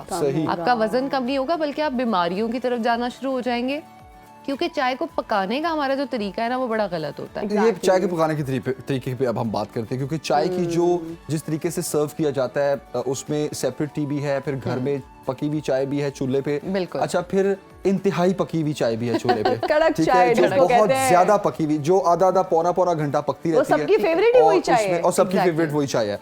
वो क्या वो नुकसानदेह है वो चाय जो बहुत ज्यादा पकी हुई होती है? असल मसला ही ये है ना, हमें चीजें ही वो पसंद आती हैं जिनके अंदर न्यूट्रिएंट्स बिल्कुल खत्म हो जाते हैं, जिनके अंदर आप कह लें कि कोई फायदा किसी चीज का नहीं बचता, हम उसकी तरफ जाते हैं। सबसे पहले हम बात कर लेते हैं चाय के फायदे होते क्या है। चाय हमारे लिए एंटीऑक्सीडेंट होती है, यानी हमें बहुत सारी बीमारियों से बचाती है, हमें कैंसर जैसी बीमारियों से चाय बचाती है, ठीक है। लेकिन उसका गलत इस्तेमाल हमें कैंसर करवाता भी है। अच्छा, जैसा कि हम क्या करते हैं, हम अपने जैसे पकने के लिए रख देते हैं उसकी पत्ती को, सारा दिन वो पकती रहती है। अगर हम अपने ढाबों वाली चाय को डिस्कस कर लें तो वो तो 24 घंटे चूल्हे पे ही आपका वो बर्तन पड़ा रहता है, सुबह की पत्ती डली हुई शाम तक बार बार कुक हो रही है। पहले वो होती है कैफीन, ठीक है, उसके अंदर जो टैनिन्स होते हैं वो इनएक्टिव एक आप कह लें उसका कंपाउंड होता है, लेकिन जब वो सारा दिन पकता रहता है तो उसके टैनिन्स जो है वो बहुत ज़्यादा एक्टिवेट हो जाते हैं, जिसकी वजह से वो हमारी बॉडी में रेस्टलेसनेस, डिप्रेशन, एंजाइटी, उसके साथ साथ आप कह लें कैंसर जैसी बीमारियां बहुत ज्यादा एलिवेट कर देता है। हम कहते हैं ब्लड प्रेशर हमें चाय की वजह से होता है। ब्लड प्रेशर चाय की वजह से तब होता है जब आप ऐसी चाय पीते हो जिसके अंदर से सारे कंपोनेंट्स आपने खत्म कर दिए, उसके अंदर आपने फिर दूध डाल के उसको बहुत ज्यादा पका लिया, कैफीन भी आ गई, उसके अंदर कैफीन और आपके टैनिन्स, जब सब कुछ मिल जाता है ना तो वहाँ खराबी पैदा शुरू तो कैसे बनाएं फिर चाय? बेहतरीन तरीका क्या है? बेहतरीन तरीका इसका ये है कि आप पहले पानी में कोई सा भी आप ले ले अपना न्यूट्रास्यूटिकल, उसको बॉईल करें, जिसमें न्यूट्रास्यूटिकल जो लोग देख रहे हैं उनको सब आसान अल्फाज में समझा दें ताकि लोगों को समझ भी आ जाए। न्यूट्रास्यूटिकल आपका हो सकता है दालचीनी, आपका हो सकता है इलायची, जितने भी आपके कह लें कि ये गरम मसाले और जो होते हैं हम इस्तेमाल करते हैं चाय में, कावे सौंफ इस्तेमाल करते हैं। अगर हम इसको चाय में पानी में पका लें और उसके बाद पत्ती और अपना दूध ऐड करें तो बहुत हद तक ये हमारे लिए नुकसानदेह नहीं बल्कि फायदेमंद हो जाता है। पत्ती पहले ऐड करें या दूध या इकट्ठे कर दें? सेपरेट चाय का कॉन्सेप्ट सबसे बेहतरीन है, वो उसका कोई नुकसान नहीं है। लेकिन हमारे यहाँ सेपरेट चाय पी कितने परसेंट जाती है? मैक्सिमम 5%, बहुत हद हो गया 10%, बिल्कुल, उससे ज्यादा नहीं पी जाती। हम लोगों को पसंद है बहुत ज्यादा बॉयल हुई हुई कड़क चाय। हम कहते हैं कि दूध भी बहुत ज्यादा पकाओ तो तब उसमें टेस्ट आएगा, Exactly. जो कि नुकसानदेह है। तो बेसिकली आप पानी में पहले आप सौंफ, इलायची, दालचीनी या कुछ भी ऐड करना है तो उसको ऐड करें, उसमें पत्ती ऐड करें और वो कहवा आप निकाल लें। Exactly. उसके बाद आप दूध गर्म करें और दूध को पॉट में निकाल लें। तो उन दोनों को मिला के जो आप चाय पियेंगे basically that is the best tea, that is the best way to have the tea, black T.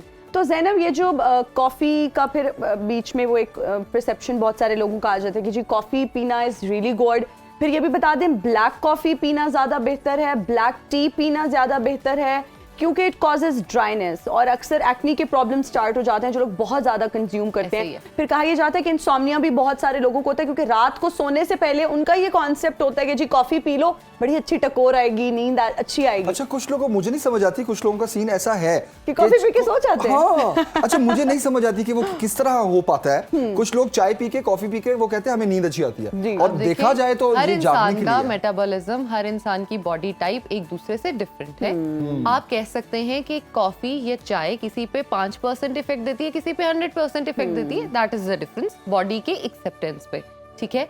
अब बात कर लेते हैं कॉफी और चाय क्या फायदेमंद है। कॉफी हमारे लिए बहुत बहुत बहुत ज्यादा फायदेमंद होती है, ठीक है। सेम इज द केस, अगर आप कॉफी के दिन में 5-6 कप पिएंगी तो वो आपको एक्नी ही देगा, ड्राइनेस ही देगा। अब चाय और कॉफी में आप ये देखिए दूध डालने का कॉन्सेप्ट क्यों है। दूध डालने का कॉन्सेप्ट इसलिए है कि जब हम कॉफी और चाय के अंदर दूध ऐड करते हैं तो जो उसकी ड्राइनेस होती है, एसिडिटी होती है, उसके एसिड रिफ्लक्स को कंट्रोल कर लेती है। ठीक है। लेकिन हमारे प्रॉब्लम्स ये हैं कि हमें बेड टी चाहिए, हमें बेड कॉफी चाहिए। आप जब सो के उठते हो आप ऑलरेडी बहुत ज्यादा डिहाइड्रेटेड होते हो, आपको बहुत ज्यादा ऑलरेडी जो है वो यूरिनेशन आपकी क्रॉस हो चुकी होती है, बॉडी में पानी की कमी होती है। आप क्या करते हैं, उठते ही चाय फिर से पीते हैं, चाय डायूरेटिक होती है, बहुत ज्यादा पानी की कमी चाय और कॉफी जो है वो आपकी बॉडी में करना शुरू कर देती है।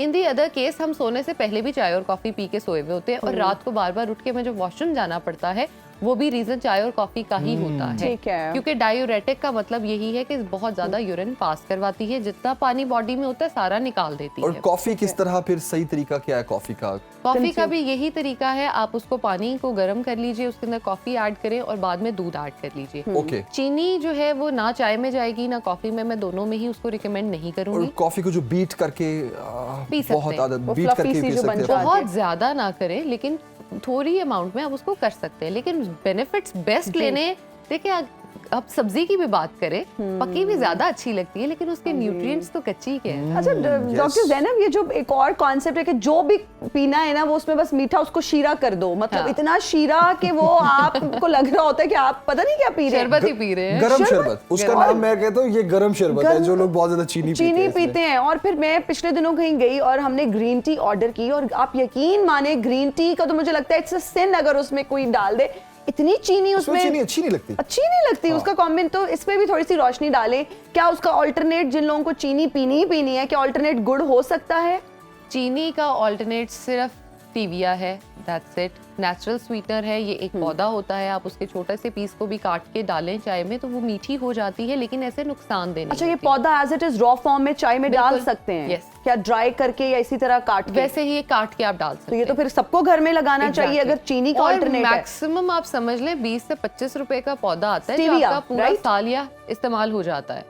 और हम इतनी महंगी चीनी लाइनों में डॉक्टर ज़ैनब, आज तो मुझे लगता है लोग लाइन में लगे होंगे स्टीविया खरीदने के लिए। सबसे पहले तो मैं खुद जाते हुए खरीदूंगी अगर ये पौधा इतना करामत है। लेकिन क्या आम मिल जाता है ये पौधा? बहुत आम मिल जाता है, हर नर्सरी में अवेलेबल है। आज ही मैं ये खरीदती हूं। अब मिल जाता है। आप ये देखिए, चीनी की अगर हम बात करते हैं, चीनी बहुत ज्यादा इस्तेमाल होती है।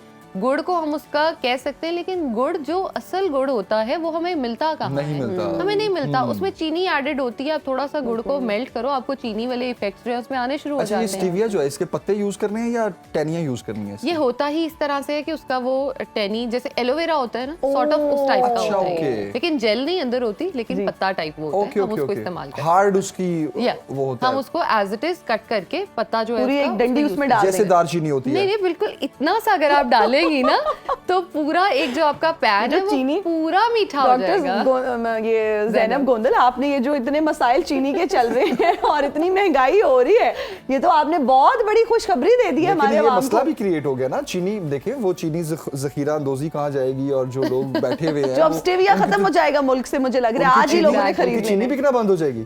अब फिर लोग गन्ने की जगह स्टीविया उगाना शुरू कर देंगे। मुझे लगता है ऐसे आज ही बहुत खरीदना हद तक चाहिए। हो रहा है। पहले स्टीविया पाकिस्तान में बहुत कम था, लेकिन अगर अब देखी जाए तो स्टीविया की ग्रोथ बहुत ज्यादा हो चुकी है और इसका नुकसान कोई नहीं है हमें। अगर हम देखें अब तो बहुत सारे जो है मार्केट्स में एज आप कह लें टैबलेट की फॉर्म में, पाउडर की फॉर्म में बहुत ज्यादा ब्रांड्स भी इसको दे रहे हैं, लेकिन I would still recommend go for natural, पौधा खरीदें Organic। और ऑर्गेनिक की तरफ जाए, उसको खुद यूज लेकिन करें। इसको हम डिजर्ट्स में यूज नहीं कर सकते। कर सकते हैं, अच्छा, क्यों नहीं कर कर सकते हैं सकते उसमें भी। आप खीर है, कस्टर्ड है, आप उसके अंदर भी इसका वो पत्ता धो के डाल दे, कोई मसला नहीं है। उसको इतना ज्यादा मीठा कर देगा, जहाँ आपने 1 किलो चीनी डालनी थी वहाँ 1 पत्ता काम या फिर करेगा। इसका पहले शीरा भी बना के ऐड किया जा सकता है। आप पहले इसका या शीरा आप बना लें। उसको डायरेक्टली भी ऐड कर दे तो भी कोई नुकसान जमील नहीं बहुत है। सुगड़ है और बहुत टाइम बचाने के उसमें है, तो मैं देखती रहती हूँ जब ये मशवरे देते रहते हैं। मुझे लग रहा है जमील ने भी आज ये पौधा खरीदना है, मैं तो एक ही दफा में काट के पतीले में शीरा मेरा भर। मुझे घर में मेरे बहुत पौधे हैं और मैं तो कहूंगा अपने माली से, नर्सरी वाले से भी डायरेक्ट कांटेक्ट, उससे कहूंगा भाई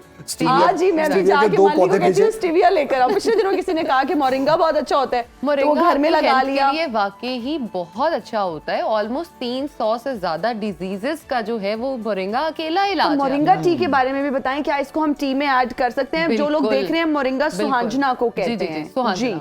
सुहांजने को आप बेसिकली अपनी स्मूदीज में इस्तेमाल कर सकते हैं, अपने कावे में पानी में डाल के। गंदा टेस्ट होता है डॉक्टर, कोई इतना मजे का होता है, मैं खुद उसको पीती हूँ। अच्छा। इतना मजा आता है। आप अच्छा वेट लॉस के पीछे हम भागते हैं, ब्लैक कॉफी ये वो नुकसान लेते हैं, मोरिंगा डेली बेसिस पे यूज करें, वेट भी कम हो जाएगा। Sugar, diabetes, cholesterol, uric acid, हर चीज मोरिंगा अकेला मैनेज कर सकता है। तो क्यों why go for other things और इतनी महंगी चीजें आप खरीदें।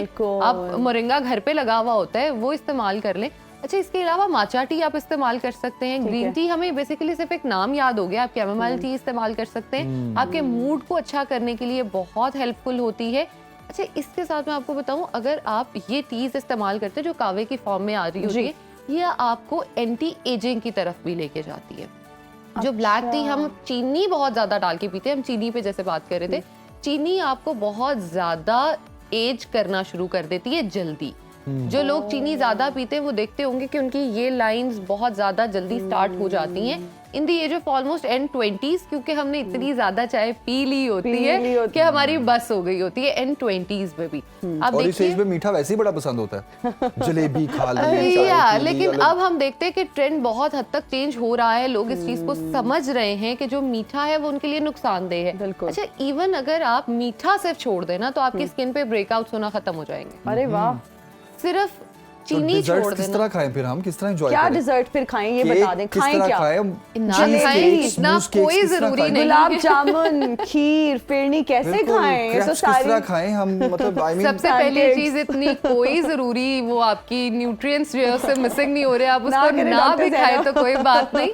लेकिन अगर आप उसे खाना चाहते हैं तो आप मैक्सिमम उसके 3 to 4 स्पून तक जा सकते हैं, टेस्ट भी हो जाएगा और आप खा भी लेंगे। उससे तो सिर्फ हम टेस्ट करते हैं, 3-4 चम्मच तो सिर्फ टेस्ट करने नहीं, बल्कि इसका हल तो हमने निकाल लिया ना, स्टीविया में बना ले, स्टीविया में बना ले, जितना मर्जी खाएं। अब ये भी नहीं कि स्टीविया में भी शीरा करके बना ले और हम ये सोचेंगे जी स्टीविया में बन रहा है तो बहुत अच्छा है, ऐसा भी नहीं है। नुकसान नहीं है, खराब भी तो नहीं ना करना। देखिए आप बहुत ज्यादा exactly excess of everything is bad. अगर आप उसको बहुत ज्यादा एक्सेसिव उसका कुकिंग में चले जाएंगे तो वो भी खराब। अच्छा, एक सवाल स्टीविया से रिलेटेड रह गया मेरा, ठीक है, सारा कवर कर लेते हैं ना इसको। देखिए, चीनी की बनी हुई जो चीज है, डिजर्ट्स हो या मिठाई हो, कुछ भी हो, उसकी एक शेल्फ लाइफ होती है। तो स्टीविया से तो इसकी स्टीविया की बनी हुई चीज की जो शेल्फ लाइफ है, क्या वो चीनी से बनी हुई चीज से कम है? लेकिन आपको क्या लगता है कि हम किसी भी चीज को उसकी शेल्फ लाइफ तक जाने देते हैं? हम पहले ही उसको खत्म कर देते हैं। मीठा तो वैसे ही नहीं है। मेरी बात सुने, और कमर्शियल यूज में स्टीविया इस्तेमाल नहीं हो रहा तो इसलिए बाहर से तो वो आएगा नहीं। हम घर पे ही बना रहे हैं। लेट्स से कि अगर हमारी बात सुनने के बाद मिठाइयां बनना शुरू हो जाए स्टीविया में, तो उसकी शेल्फ लाइफ, अब देखें, अब सर्दियां हैं, पेठे का हलवा, गाजर का हलवा, कौन हाथ रोके, ठीक है। सोहन हलवा हो गया, ये तो खानी हमने सर्दियों में है। पंजीरी खानी है हमने, बड़ा कुछ खाना। अच्छा, आप पंजीरी ना खाएं, सोहन हलवा ना खाएं, हमें तो मुझे लगता है बहुत कंट्रोल करने की जरूरत है, डाइटिंग करने की बहुत जरूरत है। तो वो स्टीविया की शेल्फ लाइफ जो है उसके बारे में बता। स्टीविया की शेल्फ लाइफ डिपेंड करेगी कि हम उसको किस चीज में किस तरह से कुक कर रहे हैं। शीरे वाली चीज में इस्तेमाल कर रहे हैं तो ऑफ कोर्स वो कम होगी। जैसे पंजीरी की फॉर्म में हमने उसको जो है वो भूनने में इस्तेमाल किया है तो उसकी डिफरेंट होगी। भुने हुई चीज की जरा ज्यादा होती है, जो शीरे में इस्तेमाल की उसकी कम होती है। अब दूध वाली खीर को अगर आप कहें कि आप 2 महीने तक खाएं तो ये तो नहीं है। और वैसे भी 2 दिन ही चलेगी वो तो। 2 दिन ही चलेगी। एग्जैक्टली, वो वैसे ही खराब होना शुरू। और वैसे भी मेरा ये मानना है कि इतनी देर तक चीजों को हमें प्रिजर्व करना भी नहीं चाहिए। आपको ताजी चीज बनानी चाहिए, ताजी ताजी खानी चाहिए। और मीठा कहाँ बचता है, घर में बनता है वो तो फौरन खत्म हो जाता है। दुकानों पे तो बच जाता है ना। बेकरी मालकान जो हमारा शो देख रहे होंगे, सोच रहे होंगे चीनी को बाय बाय, स्टीविया को लाएं। हाँ, और अगर आपने अपने किचन में स्टीविया के पौधे लगाने हैं तो ये सुन लें, ये ना और स्टीविया की बनी हुई मिठाइयाँ और हलवे जो हैं वो आप हफ्ता 2 हफ्ते बेच रहे हो, ऐसा नहीं है।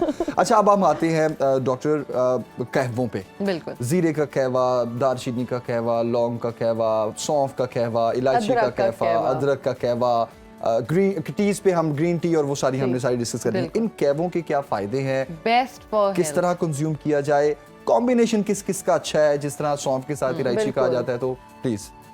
सब चीज़ें ही आप कह लें हमारे लिए बहुत ज़्यादा बेनिफिशियल होती हैं, लेकिन आई वुड रिक्वेस्ट कि प्लीज़ सब कुछ इकट्ठा ना डाल लिया करें। क्योंकि हमारे यहाँ ये बड़ा गलत ट्रेंड बन जाता है कि जो चीज़ हम खाना शुरू करते हैं ना उसको हम बहुत ज़्यादा मिक्स करके हर चीज़ इस्तेमाल करने लग जाते हैं। जैसे मैंने कुछ टाइम पहले मेरी एक जो है वो क्लाइंट, उसको मसला था PCOS का और उसके कुछ और भी मसले चल रहे थे, तो मैंने उसको जो है अलसी के बीज जो है वो कहा कि आपने अलसी इस्तेमाल करनी है डेली बेसिस पर। अब उसको कहीं मैंने कहा हुआ था पहले कि तुम्हें मैं बाद में कलवंजी स्टार्ट कराऊंगी, ठीक है। हालांकि मेरी गलती, मुझे उसे नहीं बताना चाहिए था कि हम नेक्स्ट ये करेंगे, लेकिन बातों में मैंने उसको बता दिया अभी अलसी है, नेक्स्ट हम कलवंजी स्टार्ट करेंगे।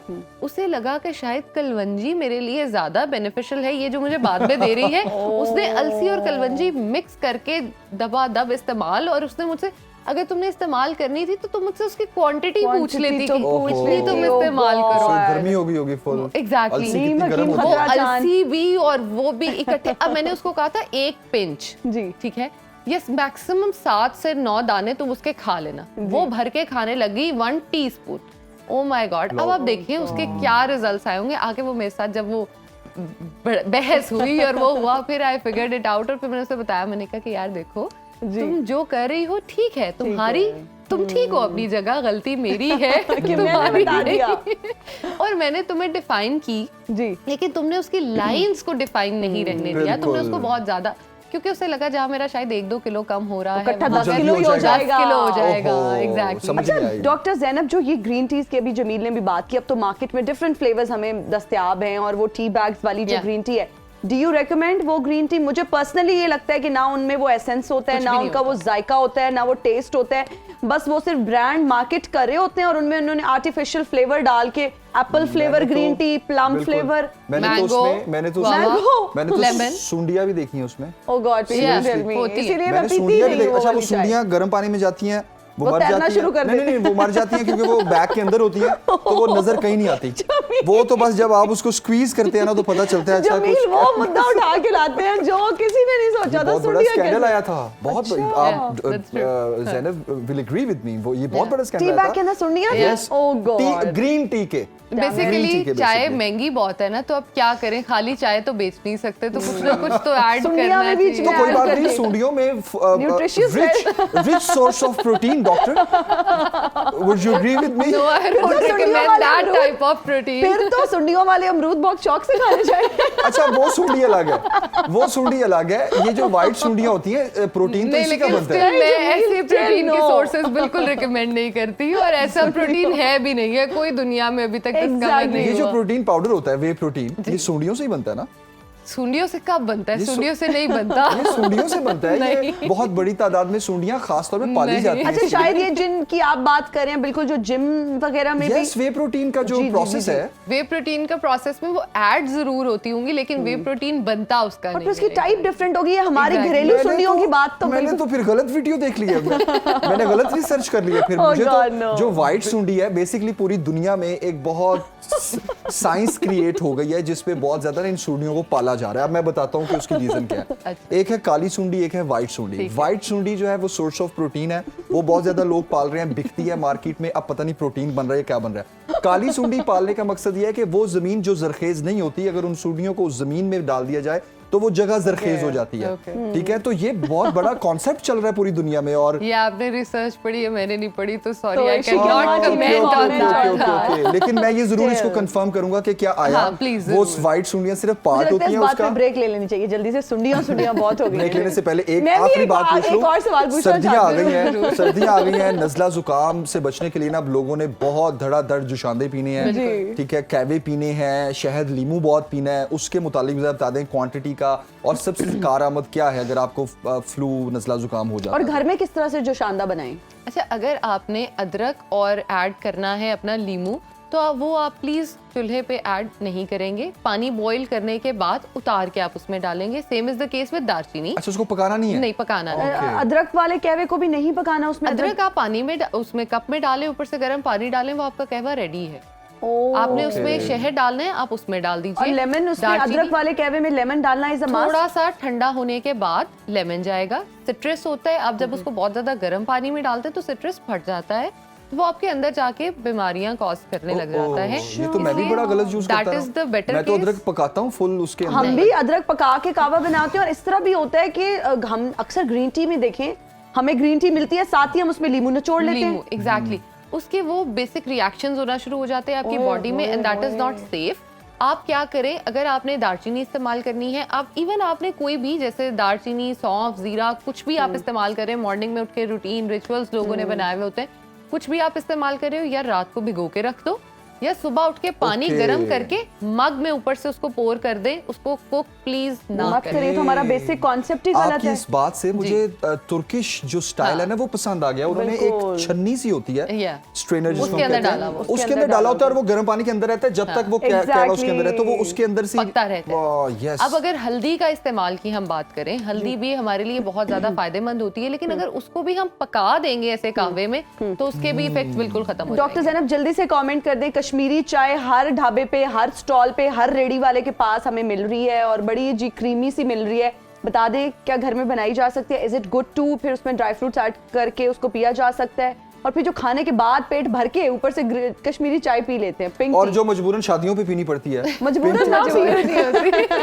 वो तो आप ढूंढ रहे होते हैं कप लेके कि कश्मीरी चाय नहीं थी एंड में। चाय, कश्मीरी चाय, ग्रीन टी, कहवा, कुछ भी है खाने से 2 घंटे पहले और खाने के 2 घंटे बाद इस्तेमाल किया जाएगा। खाने के बिल्कुल बाद जो हम इस्तेमाल करते हैं, ये कॉन्सेप्ट हमारा बिल्कुल गलत तो है। वो टाइम खत्म हो रहा होता है हॉल का, तो हॉल की लाइट्स बंद हो जाती है। अच्छा चले, शादी पे कभी कभी जो है वो चलेगा, लेकिन घर पे ऑफ कोर्स मैंने देखा है लोग नाश्ता कर रहे होते हैं, साथ साथ चाय भी जा रही होती है, ये एक बहुत गलत पराठा चाय, पराठा और चाय तो बड़ा लीथल कॉम्बिनेशन है, गलत है ना, हमारे तो बेसिक्स ही गलत है भाई। पराठे के न्यूट्रिएंट्स जो भी आपने लिए, देसी घी में आपने बनाया, ऑलिव ऑयल में बनाया, कोकोनट ऑयल में बनाया, आपने किसी भी चीज में बनाया, आपने उसको बिल्कुल डिस्कार्ड कर दिया, खत्म हो गया, कुछ बॉडी में नहीं गया। चाय के साथ हर चीज, तो पराठा, ऑमलेट या अचार और उसके साथ चाय, ये तो फेवरेट नहीं पीनी ना।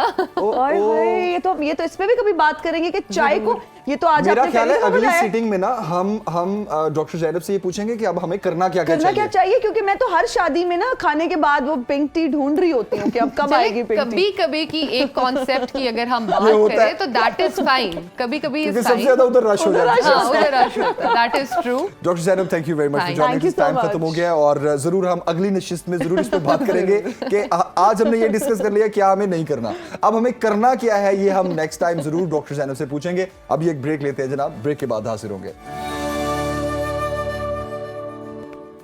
And we are right back after the break. अब आपसे एक बहुत ही इंटरेस्टिंग और ज़बरदस्त खबर शेयर करेंगे। जिनाह सिंध मेडिकल यूनिवर्सिटी में चेहरे पर मसनूई अज़ा लगाने का कामयाब ऑपरेशन जो है वो मुकम्मल कर लिया गया और इस यूनिवर्सिटी के स्टूडेंट्स ने अपने प्रोफेसर जो है महमूद हुसैन की सरबराही में 8 रुकनी टीम भी उसमें मौजूद थी और उन्होंने जो है वो फेस पर जिन लोगों का खुदा न खास्ता एक्सीडेंट की वजह से फेशियल एक्सप्रेशंस या फेस के कुछ फीचर्स जो है वो ख़राब हो जाते हैं, हमारी आंखें, नाक अल्लाह ताला की बहुत बड़ी नेमत है, हमारा चेहरा अल्लाह का जो है ना वो एक बहुत ही खूबसूरत, मुझे लगता है कि अल्लाह ताला ने हमें बनाया और हमारे फीचर्स बहुत प्यारे हैं, लेकिन अगर खुदा न खास्ता किसी हादसे के बायस ये फीचर्स ख़राब हो जाते हैं तो मेडिकल यूनिवर्सिटी के स्टूडेंट्स ने एक कामयाब ऑपरेशन किया जिसमें उन्होंने मसनूई आज़ाद जो हैं आंखें, नाक और होंठ उन्होंने एक ऑपरेशन के थ्रू लगाए हैं और ये कामयाब जो है वो ऑपरेशन और हम अब चलते हैं जनाब अपने नुमाइंदे राव अफनान के पास जो हमें डॉक्टर साहब से भी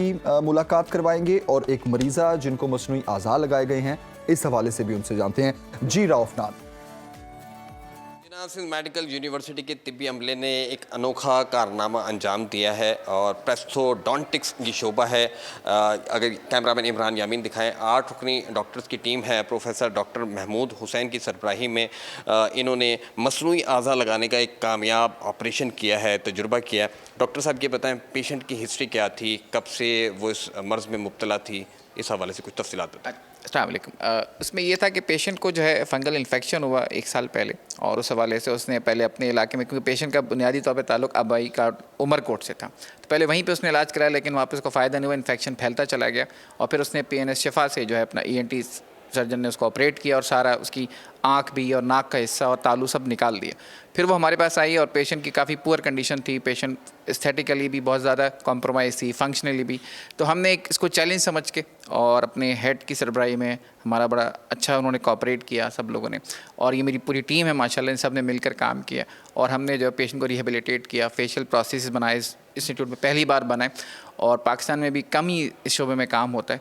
तो अल्हम्दुलिल्लाह पेशेंट काफ़ी मुतमईन है। अब ये कि हम उसको फॉलो पे रखेंगे और इंशाल्लाह उसमें और जिद्दत लेकर आएंगे। अच्छा सर, मुझे ये बताएं पाकिस्तान के अंदर तिब्बी इलाज जो है वो बहुत महंगा है, किसी प्राइवेट सेक्टर में जाए, इस पे टोटल कॉस्ट कितना खर्चा है, मरीज़ को कितना बर्दाश्त करना पड़ा, अस्पताल इंतज़ामिया ने कितना किया और कितना वक्त दरकार हुआ पूरे प्रोसीजर को कंप्लीट करने में? इसमें ये कि इसके कई मराहिल होते हैं। तो इसमें अमूमन हम कोशिश करते हैं कि जितना जल्दी बन जाए अच्छा है। तो हमने, क्योंकि पेशेंट उमरकोट से आती थी, तो हमने, मेरी टीम ने बहुत इस पर जानिफशानी से काम किया और कोशिश की कि हम 2-2, 3-3 स्टेप एक ही दिन कर दें।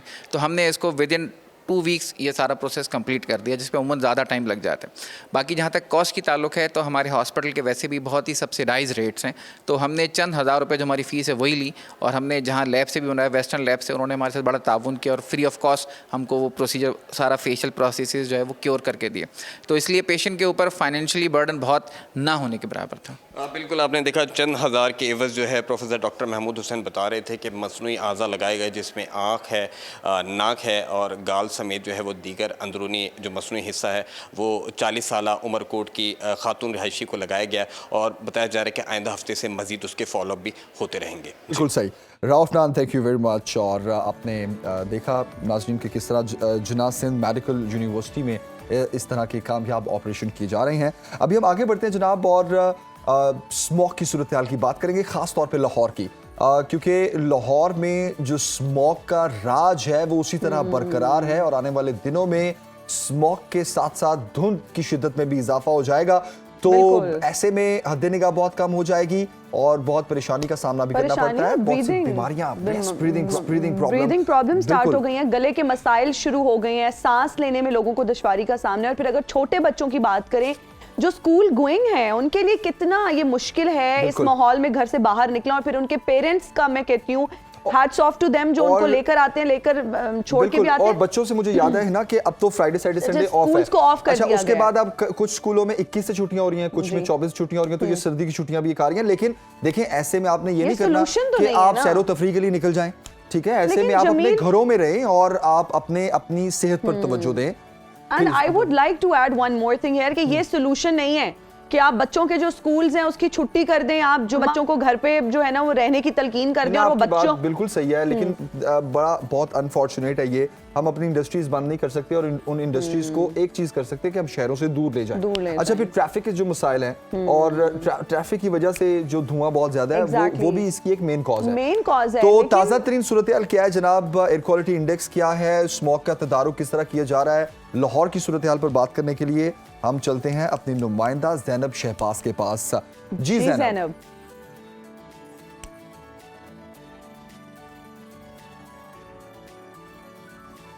जी ज़ैनब, बताइएगा लाहौर की क्या सूरत हाल है, स्मोक के बारे में बताइएगा। जी बिल्कुल, लाहौर का जो इस वक्त एयर इंडेक्स क्वालिटी रेट है वो दिन ब दिन बढ़ता ही जा रहा है, और आज अगर बात करें तो वो 194 रिकॉर्ड किया जा रहा है। ये कुछ अरसे से लाहौर में शराय आलूदगी जो है वो बहुत ज़्यादा बढ़ गई है, जिसको कंट्रोल नहीं किया जा रहा। दुनिया के आलूदा तरीन शहरों में लाहौर का टॉप 5 में नंबर है, आज भी लाहौर चौथे नंबर पर है चूँकि। तो उसकी वजह से गाड़ियों का धुआं है, फैक्ट्रियों का धुआं है, जिसकी वजह से एयर इंडेक्स क्वालिटी रेट दिन ब दिन जो है बढ़ता जा रहा है। महकमा मौसमियात ने चूंकि अभी बारिश की पेशगोई नहीं की, तो जिसकी वजह से ये सूरत हाल थोड़ी सी खतरनाक हो रही है, जो कि दूसरी चीज़ों पे शहरियों पे असरअंदाज हो रही है। मुख्तलिफ बीमारियां फैल रही हैं। इस वजह से हफ्ते में हमने 3 दिन स्कूल भी बंद कर रखे हैं, जिसकी वजह से जो है वो काफ़ी मसाइल भी बढ़ रहे हैं। तो आज ये जो स्मोक की सूरत हाल है वो ये है कि जो शराय आलूदगी है वो काफ़ी हद तक बढ़ चुकी है, जिसको इस वक्त इंतजामिया जो है वो कंट्रोल नहीं कर पा रही।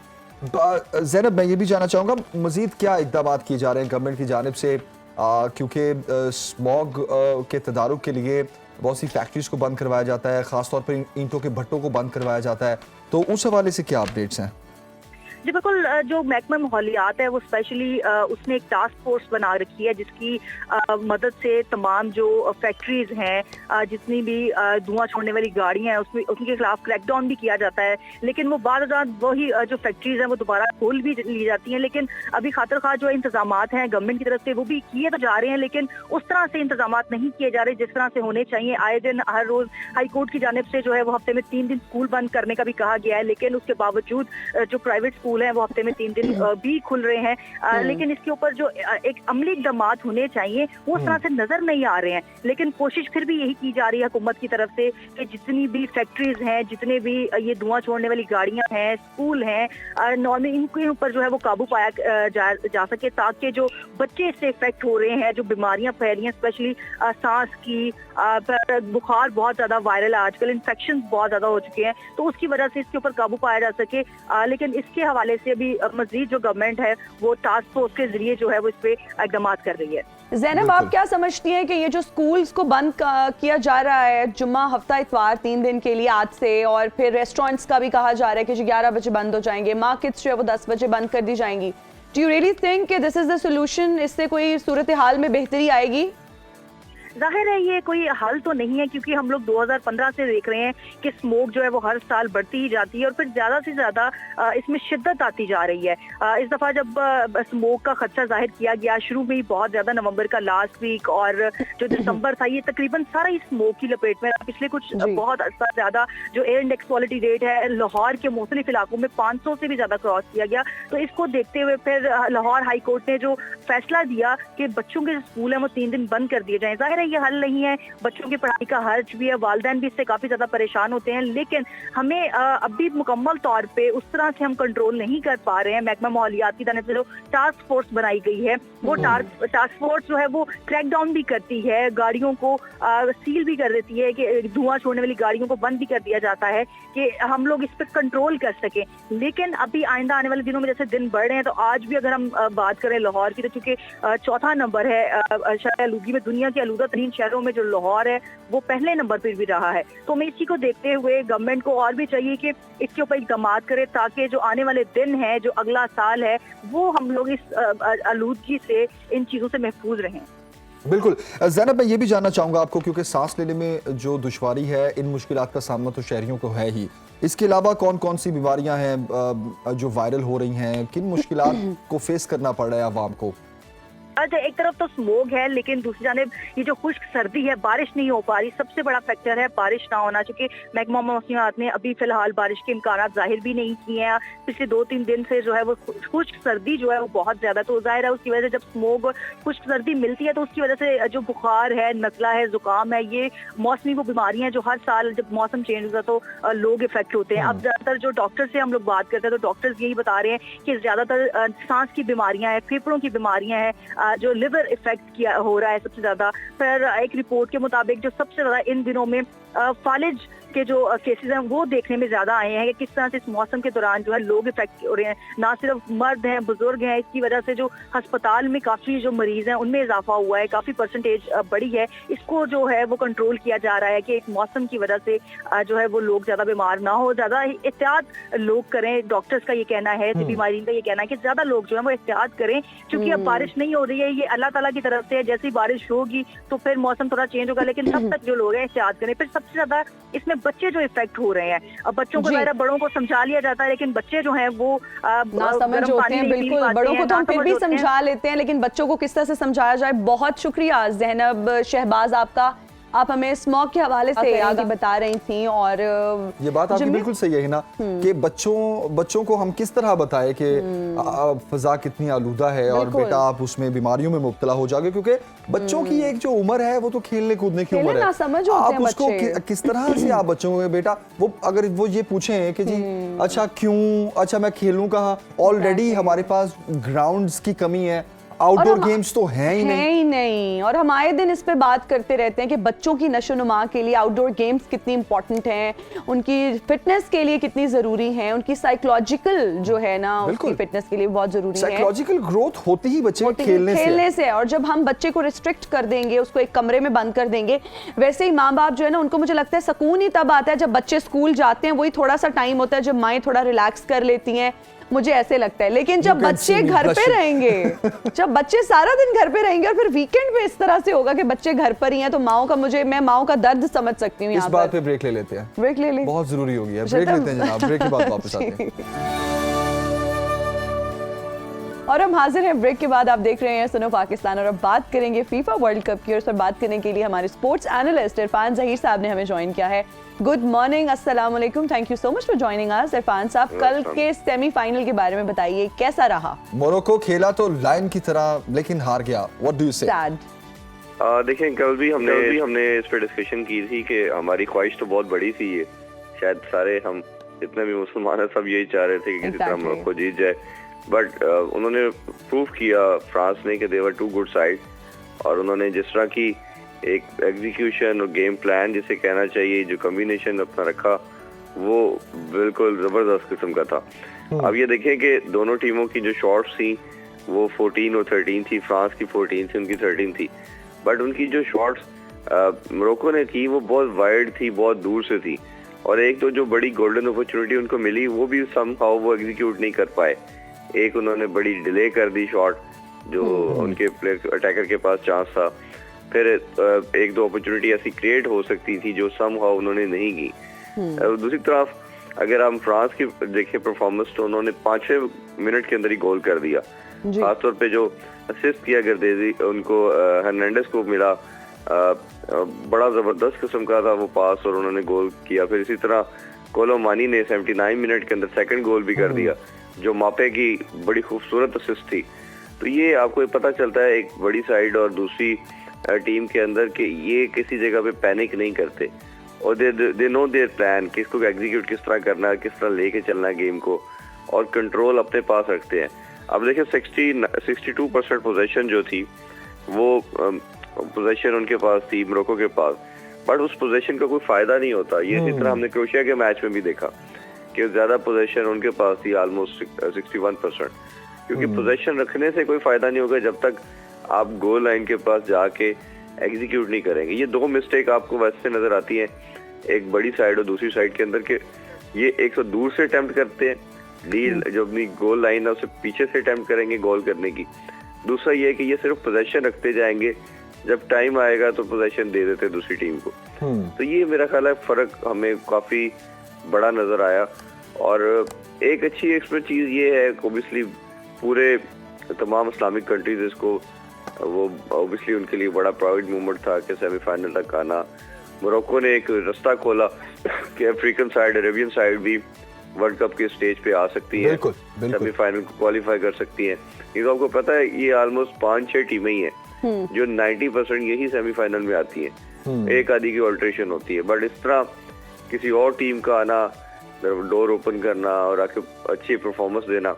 मैं कल एक और चीज भी नोटिस कर रहा था कि अब आपने ये जरूर देखना है, इन तमाम टीमों ने सीखना है कि आप अच्छे डिफेंस के साथ कोई बड़ा टूर्नामेंट नहीं जीत सकते। जैसे क्रिकेट में हम कहते हैं ना कि आप आउट तो कर लेते हैं लेकिन आपने रन्स भी करने हैं, रन्स किए बगैर आप जीतेंगे नहीं।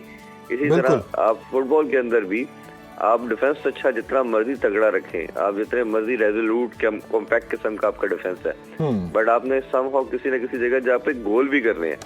तो ये क्रोएशिया की अगर आप एनालाइज करेंगे टीम को, मोरक्को को करेंगे, तो ये ज्यादा एम्फसाइज कर रहे थे, ज्यादा फोकस थे कि हमने गोल नहीं होने देना अपने अगेंस्ट। वो चले एक अच्छी स्ट्रेटजी है कि गोल नहीं आप होने दे रहे, बट दूसरी तरफ किसी ना किसी तरफ आपने जाके आपके जो अटैकर हैं उन्होंने गोल करना भी है। गोल करेंगे नहीं तो आप जीत नहीं पाएंगे। तो अभी पिछले पूरे वर्ल्ड कप के अंदर इन्होंने एक गोल कंसीड किया था, तो उनके माइंड के अंदर यही था कि हम आज भी इसी तरह की फुटबॉल खेलेंगे, हमारे अगेंस्ट गोल नहीं होगा। बोनो दुनिया के नंबर 1 गोलकीपर बन चुके हैं, बट कुछ ऐसे उन्होंने प्लान करके आए कि वो उन्होंने गोल किए, बट जब आपको काउंटर गोल करना था तो आपके पास उस तरह का अटैक अवेलेबल नहीं था कि आप उनको काउंटर करते और जब आपके काउंटर जो अटैक करके फिर दोबारा एक गोल या फिर 2 गोल की जब लीड आ गई फिर तो इम्पॉसिबल वाली चीज हो गया। Thank you so much Irfan Zaheer साहब, बहुत शुक्रिया। और क्या बनता है और इतवार को खेला जाएगा फ्रांस वर्सेस अर्जेंटीना।